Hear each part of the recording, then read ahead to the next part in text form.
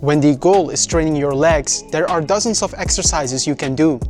It can be confusing figuring out which leg exercises to incorporate in your training for balanced lower body development. But by training just 4 movement patterns, you're able to effectively train the major muscle groups of your lower body. These movement patterns are a squat, hip hinge, thrust, and heel raises. In this video, I will discuss these 4 movement patterns and will also show how you can incorporate them into your existing leg workouts routine. As I did in my last video about upper body training, I will show you both gym and home workout options for training these movement patterns. So even if you don't have gym access currently, you can still effectively train your legs with the help of this video. If you haven't yet, hit that subscribe button because the more traction these videos gain, the more consistently I can post, and I would really appreciate your support. And let's dive straight into the first movement pattern by discussing squats. When we discuss the squat movement pattern, we immediately think about barbell squats. And this is for good reason. A barbell squat is one of the most effective lower body exercises. With a squat, your knees extend and you slightly flex your hips. Because of this, the squat trains mostly your quads, but also the glutes and to a lesser extent your hamstrings. There are 2 main barbell squat variations, a barbell back squat and a barbell front squat. If we compare the 2 exercises, with a back squat you lean forward slightly more than in a front squat, making the back squat slightly more hip dominant while the front squat is more knee dominant. But if we look into muscle activation research on these 2 exercises, we see that both squat variations are not much different than each other. If you want a tiny bit more quadriceps focus and at the same time put less pressure on the low back, then doing a front squat is worth considering. Now, if you train at home, performing single leg squats is worth considering, specifically Bulgarian or traditional split squats. Because you squat with only one leg, you don't need much weight to make a split squat challenging. For most people, if you perform a split squat with a backpack, resistance bands or light dumbbells, you will be able to provide a good challenge to the lower body with minimal equipment. If you've ever done Bulgarian split squats, you probably know that it can produce a good burn in the lower body, but it's worth it if we look at the benefits it produces. Bulgarian split squats target similar muscle groups as a barbell back squat. But if for some reason you can't do split squats and have light dumbbells or some resistance bands at home, it is also possible to do goblet squats or banded squats. So now that we have trained a squat variation, it is time to focus more on the hamstrings and glutes by training a hip hinge, or in other words, a deadlift variation. One of the main functions of your hamstrings and glutes is hip extension. As mentioned, in a squat you do train hip extension, but only to a limited extent. With a deadlift, we focus on training hip extension through a greater range of motion, so there is more resistance placed on the hamstrings and glutes. Now, there are several deadlift variations that you can do. Probably the most popular deadlift variations are conventional, sumo, and Romanian deadlifts.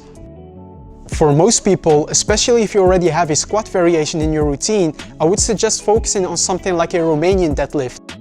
Because with a conventional or sumo deadlifts, your quadriceps are again involved since there is some knee extension.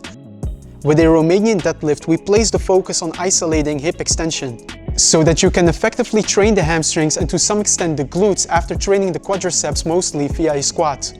The main difference between a Romanian deadlift and conventional deadlift is how your knees move. With a Romanian deadlift, you keep a slight bend at the knees and lower the weight down by pushing your hips back and keeping your knees stationary. The goal is essentially stretching your hamstrings by pushing your hips back and then contracting back up. Once your hamstrings are stretched, you raise your torso while keeping a stable core. Try not to lower the weight down by overly bending your spine or bringing the weight up by overly extending your back. If you train at home with limited equipment, you can do B-stance Romanian deadlifts with light dumbbells or resistance bands. With a B-stance Romanian deadlift, you essentially keep one foot slightly back so that the front foot is taking on more of the resistance. It's an easy way you can make the Romanian deadlift more challenging without having to use a lot of equipment. So now we have trained a squat and deadlift variation. With the squat, we mostly trained your quadriceps. With the Romanian deadlift, we mostly trained your hamstrings. Even though the glutes are also involved in squats and Romanian deadlifts, they're not really the focus point in these exercises. So now it's time to focus more on the glutes by training a thrusting motion. A hip thrust is also a hip hinge like a Romanian deadlift, but because your body is horizontal to the floor at the top of a thrusting motion, there is greater resistance on the glutes with a hip thrust.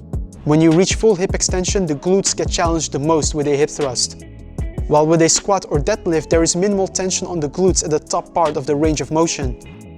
A hip thrust can be done with both a barbell or dumbbell. If you don't have any equipment at home, try doing hip thrusts with one leg at a time. Like with split squats, you don't need much weight to make one-legged hip thrust a challenge. You can add a backpack to make the exercise harder, or even a band around your knees with two-legged hip thrusts can help train the glutes harder, since the glutes also abduct your hips. Now, if you struggle with finding a comfortable spot to rest your back on while doing hip thrusts at home, it is possible to perform glute bridges instead of hip thrusts. The fourth and last movement pattern that I would like to discuss with you is heel raises, or also known as calf raises. Now that we have trained the major muscle groups of your lower body, like the quadriceps, hamstrings and glutes, it's time to focus on the lower part of your lower body, which is of course the calves. And the calves, they have two main muscle groups that we want to train. We have the gastrocnemius and the deep underlying soleus muscle. Based on our current understanding of calves anatomy, we know that the gastrocnemius is more active when you perform calf raises while your knees are extended, while the soleus is more active when you perform calf raises while your knees are bent. So incorporating both standing and seated calf raises is beneficial. So now that we know the four movement patterns we need to include in our training for complete lower body development, you may be wondering how a leg workout looks that puts these principles into practice. Well, in essence, we can take the four movements discussed and sprinkle some additional exercises based on muscle groups we want to work on more. So for instance, we can perform a squat, Romanian deadlift, hip thrust and calf raise, but then also add a leg extension and abs exercise if training the quadriceps and core stability is one of your primary goals. But the four movement patterns discussed are really the bread and butter of your lower body training. You can of course be flexible with the exact exercises that you include. So say for instance you train your legs 2 times per week, it is possible to do one of the days a back squat and the other day a front squat.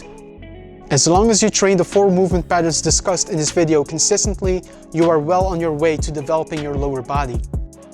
And that was all for today's video. I hope you now have a better understanding of how balanced leg training looks like. If you have any questions, feel free to leave them in the comments below. Also subscribe to the channel if you haven't yet. Leave me a thumbs up if you found this video helpful, and I look forward to seeing you in the next video.